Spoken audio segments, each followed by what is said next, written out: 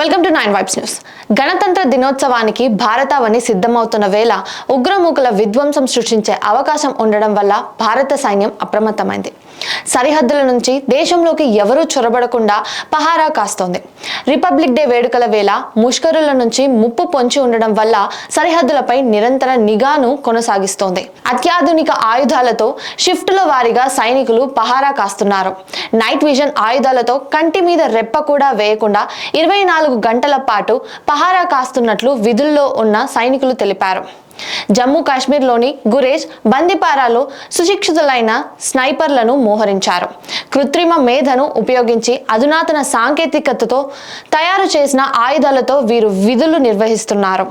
Night vision పరికరాలతో రాత్రి సమయాల్లో పాట్రోలింగ్ నిర్వహిస్తున్నామని సైనికులు వెల్లడించారు. తమ వద్ద ఉన్న ఆయుధాలు అధునాతన సాంకేతిక పరిజ్ఞానంతో తయారు చేసినవని, వీటి ద్వారా ఎంత చీకటి సమయంలోనైనా శత్రువుల రాకపై దృష్టి పెట్టవచ్చని తెలిపారు. దేశంలోకి సరిహద్దుల గుండా ఎవరూ ప్రవేశించకుండా చర్యలు తీసుకుంటున్నట్లు వెల్లడించారు.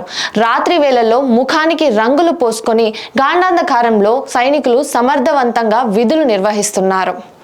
Stay tuned to 9 Vibes News.